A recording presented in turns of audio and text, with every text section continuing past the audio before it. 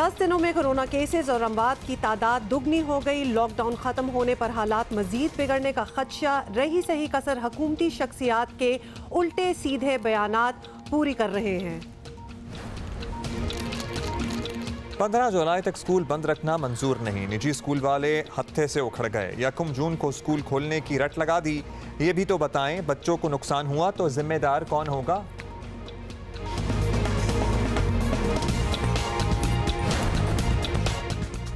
और अब फासला बढ़ाने से मोहब्बत बढ़ेगी। कोरोना से बचाव की एहतियातें बताती वीडियो सीरीज 10 तक ना दो को आवाम बहुत पसंद कर रहे हैं। This looks like fun. Actually मैं पहली किस्त इसकी जो है ना, मैंने ऑनलाइन देखी है, पता नहीं कहीं मैंने देखी है। 5-6 मिनट की ये ना खाला जी आ गई हैं और कह रही हैं कि खाला भी रिलेटेबल हैं और बहुत से ऐसे रिश्तेदार रिलेटेबल हैं जिनको लगता है कि कोरोना कोई हकीकत नहीं है, लेकिन कोरोना हकीकत है। और हमारे बहुत से दोस्त जो हैं वो भी इससे मुतासिर हैं और हम प्रोग्राम के आगाज में उन सब के लिए भी दुआ करेंगे और इंशाल्लाह they will be all fine very very soon. It does not mean कि आप बिल्कुल ही खौफजदा होकर कहीं कोने में बैठ जाएं, but don't be in denial either. I mean it is very much there, तो लिहाजा थोड़ी सी इंटेलिजेंस आप दिखाएं। अच्छा जी, सारी बातें बाद में। आपको बताएं कि कोरोना के केसेस और अमवात रोज़ाना बढ़ते ही जा रहे हैं। ये तो आपको नंबर से ही पता चल जाता होगा। हुकूमत खुद कह रही है कि लॉकडाउन ख़त्म होने से मर्ज फैलने का खदशा बहुत ज़्यादा बढ़ जाएगा और इस पर भी गवर्नर सिंध इसे आम जो है फ्लू कह रहे हैं। उनका ये आपको पता ना, एक ट्वीट आया रिसेंटली जिसमें उन्होंने कहा है कि एक आम सा फ्लू है। हुकूमत के अपने लोग ही एक सफ़े पर नहीं तो आवाम से क्या तवक्को की जा सकती है। और इससे पहले आपको याद है ना कि डोनाल्ड ट्रंप भी इसे फ्लू ही से तशबीह दिया करते थे। हुकूमत कल से लॉकडाउन में नरमी कर रही है। आलमी इदारा सेहत के मुताबिक मकामी सतह पर कोरोना अब गैर मामूली रफ्तार से फैल रहा है। पंजाब में ये शरह 83%, सिंध में 89%, 89%, खैबर पख्तूनख्वा में 83%, बलोचिस्तान में 91% और इस्लामाबाद तो सबसे ही आगे निकल गया है, 96%। इस्लामाबाद में पहले लोगों को ये था तसल्ली थी कि नहीं फैल रहा है, लेकिन इस्लामाबाद की तो मुतादिद बेकरियां भी सील की गई हैं। हुमा, वहाँ पे भी एम्प्लॉयज में कोरोना वायरस की एक मशहूर रेस्टोरेंट जो मेरा बड़ा फेवरेट रेस्टोरेंट है वहाँ का, वो भी सील कर दिया गया है। वहाँ के भी कुछ एम्प्लॉयज़ जो हैं उनमें भी कोरोना पॉजिटिव आया है। आपको बता दें कि आदाद शुमार भी बता रहे हैं कि गुज़िश्ता 10 दिनों में मुल्क में कोरोना केसेस से अमवात की तादाद दुगनी हो गई है। 28 अप्रैल से आज तक, यानी 8 मई है आज तक के दौरान हिलाकतें 294 294 से बढ़कर 610 हो चुकी हैं। Look at the difference in the number. और इसीलिए वज़ीर आज़म ने भी खबरदार किया है कि अगर लोगों ने सख्त एहतियात ना की तो दोबारा लॉकडाउन कर देंगे। अगर हमने इस मुश्किल वक्त से निकलना है, आप सब ने गवर्नमेंट के साथ मिलकर काम करना पड़ेगा। वो जो आम लोग जो कि सबसे ज़्यादा मुतासर हैं इससे, आपके ऊपर ज़्यादा जिम्मेदारी है, क्योंकि अगर खुदा ना खास्ता अगर ये फिर से एक तेज़ी से अगर ऊपर स्पाइक आ गई, मतलब कि एकदम केसेस बढ़ गए और लोगों ने एहतियात ना की, तो हमें तो फिर से बंद करना पड़ेगा। और कल हमने आपको बताया था ना कि 24 घंटों में ऑलमोस्ट 1500 से ज़्यादा केसेस रिपोर्ट हुए हैं। हाँ। और अब अगले ही रोज़ 24 घंटों में 1700 से ज़्यादा केसेस अब तक कोरोना वायरस के रिपोर्ट हो चुके हैं। So the figures are only going up। और ये जब फिगर्स अप जा रहे हैं तो हम लॉकडाउन की नरमी कर रहे हैं, ये भी कुछ समझ से बाहर बात है। लेकिन anyway, ये समझते हैं कि जाहिर है मुल्क भी बंद नहीं रह सकता, लोगों को रोज़गार भी कमाना है, लेकिन ये जो स्पाइक है ना वो अब आ रही है और बड़ी विजिबल आ रही है। एक तरफ तो वज़ीर आज़म ये कह रहे हैं, लेकिन दूसरी जानिब गवर्नर सिंध जो कि खुद कोरोना वायरस से मुतासर हैं और उनका दूसरा टेस्ट भी गालिबन पॉजिटिव ही आया है, उन्होंने 9 दिन बाद टेस्ट कराया है, तो उसे वो फ्लू करार दे रहे हैं। ट्विटर पर इमरान इस्माइल ने लिखा कि इस बीमारी पर मनफी सियासत ज़्यादा नुकसान पहुंचा रही है। अच्छा जी, इसी पे बात भी करेंगे और हमें ज्वाइन किया है सीनियर तज्ज़ियाकार बेनज़ीर शाह ने। बेनज़ीर, आपसे हम पूछना चाहते हैं कि कोरोना के केसेस में जिस तेज़ी से इजाफा हो रहा है, ये बहुत ही ख़तरनाक ऑब्वियसली पैटर्न नज़र आ रहा है हमें। आपकी नज़र में किस इलाके में हालात ज़्यादा बिगड़ते हुए आपको नज़र आ रहे हैं? हालात सबसे ज़्यादा तो मेरे ख्याल से इसमें तो कोई शक नहीं है कि लाहौर में सबसे ज़्यादा केसेस हैं पूरे पाकिस्तान के मुकाबले में। WHO की रिपोर्ट आती है मेरे पास, रोज़ आती है। उस रिपोर्ट के मुताबिक 25% जो टोटल केसेस हैं पाकिस्तान में, उसके 25% लाहौर में है। तो लाहौर अभी एक सेंटर बन गया है इस एपिडेमिक का। ये डॉक्टर यास्मीन राशिद भी कह चुकी हैं। कल परसों मेरी शौकत खानम में बात हो रही थी, वहाँ पे सीनियर डॉक्टर्स हैं, वहाँ पे उनसे बात हो रही थी। अच्छा, शौकत खानम की मैं थोड़ी सी तारीफ़ भी करना चाहूँगी क्योंकि वो बड़ा अच्छा काम कर रहे हैं, वो टेस्टिंग भी कर रहे हैं और जो कोरोना वायरस के मरीज़ हैं उनका इलाज भी कर रहे हैं, तो उनके पास काफ़ी ज़्यादा डेटा होता है। उनके मुताबिक लाहौर अभी हाई रिस्क एरिया है और वो एक क्वेश्चन रखते हैं जब वो टेस्ट करने लगते हैं, जिसमें वो आपसे अक्सर पूछते हैं आपकी ट्रैवल हिस्ट्री है, आपके कोई सिम्टम्स हैं। अब वो ये भी देखते हैं टेस्ट करने से पहले कि आप लाहौर के रिहायशी हैं या नहीं। तो इसका ये मतलब है कि लाहौर में सबसे ज़्यादा अभी ख़तरा है और बड़ी तेज़ी से ये वायरस फैल रहा है लाहौर के अंदर। एक और मैं आपको बताऊं कि जब आप पंजाब का भी देखें, केसेस देखें, क्योंकि मेरे पास डेटा आता रहता है पंजाब का, 15 अप्रैल से के बाद हर 5 दिन बाद 1000 नए केसेस रिपोर्ट हो रहे थे। उसके बाद 2 दिन बाद हर 2 दिन बाद 1000 नए केसेस रिपोर्ट होना शुरू हो गए। और बेनज़ीर सिंध में भी ज़ाहिर है और कराची में पर्टिकुलरली ज़ाहिर है पाकिस्तान का सबसे बड़ा शहर है, सूरत हाल कुछ अच्छी नहीं है, बड़े शहर तो मुतासिर हैं इससे, लेकिन हमारे जो सिंध के गवर्नर हैं वो ये कहते हैं कि ये आम फ्लू है, इससे डरने की ज़रूरत नहीं है, इस पर सियासत ज़्यादा नुकसान पहुँचा रही है। वज़ीर आज़म भी कह देते हैं सरे राह के लोग खुद एहतियात करें, लेकिन जो पाबंदियों पर अमल नहीं करेगा उसे हम कुछ कह भी नहीं सकते। तो अगर इस किस्म के मिक्स्ड मैसेजेस जाएंगे तो आवाम कंफ्यूजन का शिकार ही रहेंगे और किस तरह हम तवक्को करें कि वो एसओपी पर खुद अमल करेंगे? मिक्स मैसेजेस तो खैर बहुत ज़्यादा हैं। कभी हमें कहा जाता है कि फ़्लू ज़्यादा ख़तरनाक है, कोरोना वायरस इतना ख़तरनाक नहीं है। हमारे सदर जो ख़ुद भी एक डॉक्टर हैं, उन्होंने अभी कुछ दिन पहले एक वीडियो रीट्वीट की जो बाद में यूट्यूब ने हटा दी क्योंकि वो गलत खबर फैला रही थी। उसके बाद उस दिन असद उमर साहब ने कहा कि ट्रैफिक से जो एक्सीडेंट्स होते हैं उनसे ज़्यादा डेथ्स होती हैं और कोरोना वायरस से इतनी ज़्यादा नहीं होती, तो हम कोई ट्रैफिक तो नहीं बंद कर सकते। तो अजीब सी बात है क्योंकि ये वायरस एक ऐसा वायरस है जिसका कोई इलाज ही नहीं है, जिसका कोई वैक्सीन नहीं है, ऊपर से ये कंटेजियस वायरस है। तो ये मुआजना करना ट्रैफिक एक्सीडेंट्स के साथ इस वायरस का, ये तो कन्फ्यूजन ही फैला रहा है। लेकिन अब इसके बारे में हम क्या कह सकते हैं? अगर ऊपर से कन्फ्यूजिंग मैसेजेस आ रहे हैं तो फिर आवाम में कन्फ्यूजन ही फैलेगी।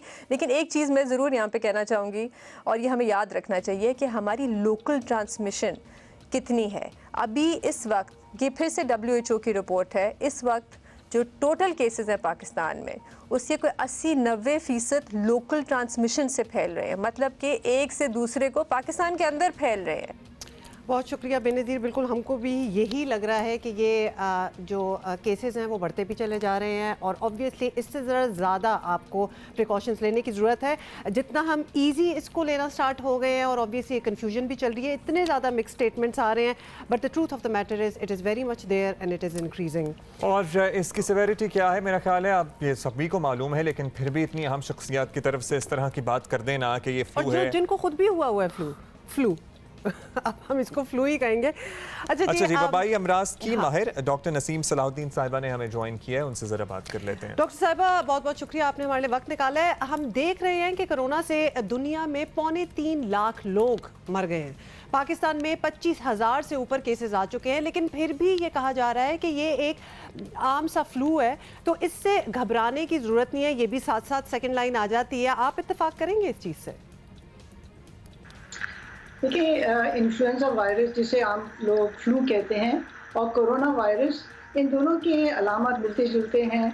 दोनों में बुखार और खांसी और निमोनिया हो जा सकता है और दोनों में अमवातें होती हैं, दोनों में बग़ैर अलामत के भी होते हैं। हालांकि ये दोनों वायरस बिल्कुल मुख्तलिफ हैं। फ़र्क ये है दोनों में कि कोरोना वायरस बहुत तेज़ी से फैलता है बनिस्बत फ्लू के वायरस का, तो इसलिए ज़्यादा से ज़्यादा लोगों में लगने के इम्कानात कोरोना वायरस से बहुत ज़्यादा है। और ये कोई दोनों बीमारियां, दोनों वायरसेस को ऐसे सिंपल नहीं है, दोनों में बड़े प्रॉब्लम्स हो सकते हैं।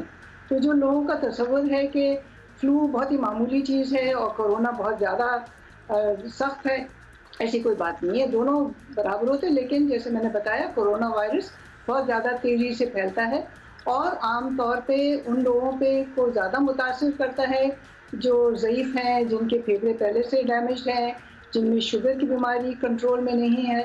तो ये फिर ये दोनों का फ़र्क ये है, लेकिन इसमें ऐसी कोई तसल्ली की बात नहीं है कि फ्लू से नुकसान ही होता और कोरोना से ज़्यादा होता है।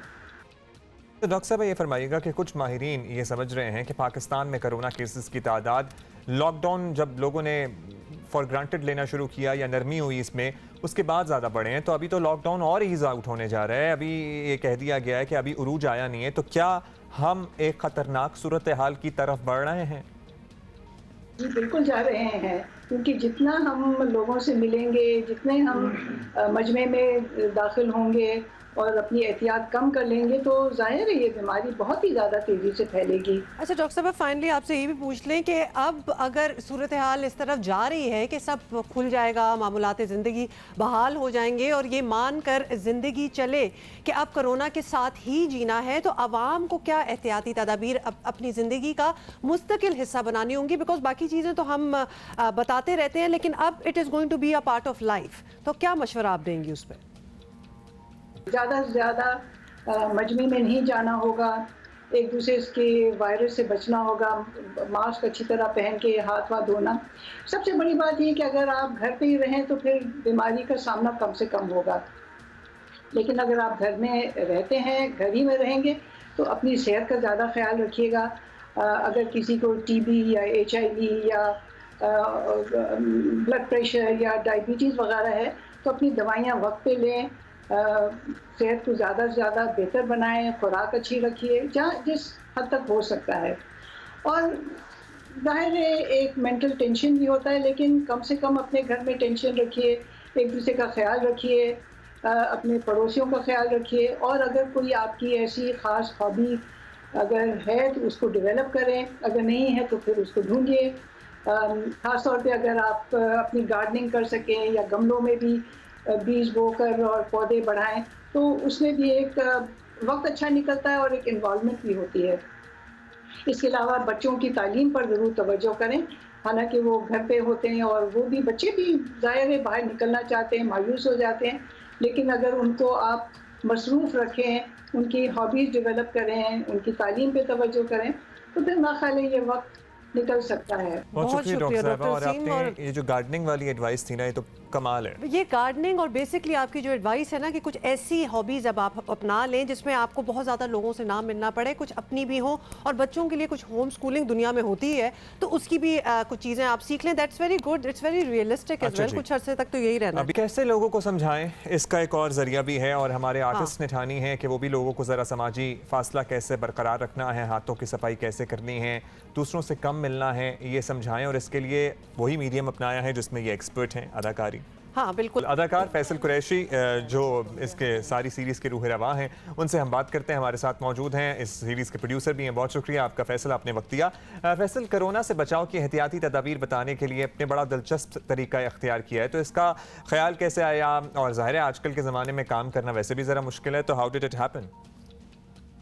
इसी सिनेरियो में जब सब अपने घरों में बैठे कुछ ना कुछ कर रहे थे, तो मैं भी ये सोच रहा था कि लोगों में अवेयरनेस और ये बढ़ानी हो तो उसका दिलचस्प तरीका क्या होता है। तो एक ख़्याल ये आया कि जो ड्रामे हैं हमारे यहाँ के, वो लोग बहुत शौक़ से देखते हैं और हर तरह का तबका देखता है, और हर तरह के मतलब औरतें भी देखती हैं, बच्चे भी देखते हैं, कोई एज ग्रुप की रिस्ट्रिक्शन नहीं है, बड़े बूढ़े भी देखते हैं और किसी तबके की भी वो नहीं है। तो ये एक ऐसी चीज़ है जो ज़्यादा पेनिट्रेट कर सकता है अगर मैसेज हम इसमें घोल के आवाम को पिला दें तो ये सोच के फिर ड्रामे का ख्याल आया। फिर आया कि इतना बड़ा ड्रामा तो ज़ाहिर मैसेज छोटा सा ही है जो हमें देना है, इतने बड़े ड्रामे में देंगे तो वो भी हो सकता है लोगों को डिस्ट्रैक्ट कर दे। तो फिर आइडिया आया कि क्यों ना एक ऐसा छोटा ड्रामा बनाया जाए जिसकी ड्यूरेशन इतनी हो। आजकल लोगों का वैसे भी अटेंशन स्पैन थोड़ा कम है, कि वो छोटी सी देर में एक चीज़ को एंजॉय भी कर लें और फिर उसको जो है ना उसमें जो हमारा पैगाम है वो भी समझ लें।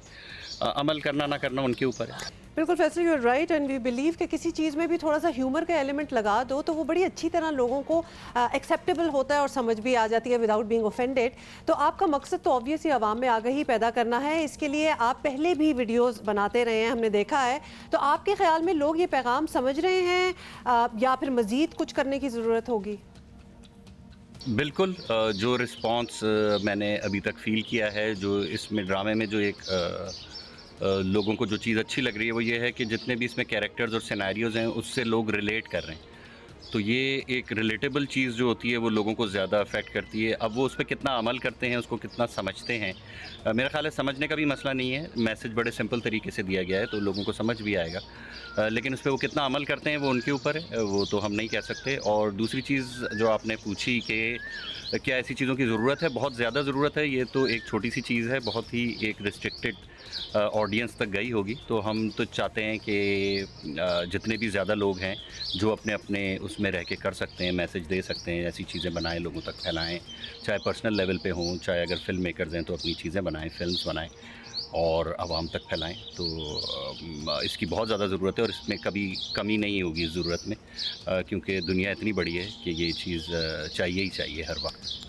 बहुत शुक्रिया आपका फैसल कुरैशी। यकीनन बड़ा अच्छा मीडियम है और इंशाल्लाह अब ये जियो पे चलेगा तो रिस्ट्रिक्टेड ऑडियंस तो नहीं होगी, इसकी एक बहुत ही ह्यूज बहुत वाइड ऑडियंस होगी। तो जी दिन में 11 बजे और रात को 11 बजे ना। और जियो न्यूज़ पर ब्रेक ले रहे हैं अभी। ब्रेक के बाद में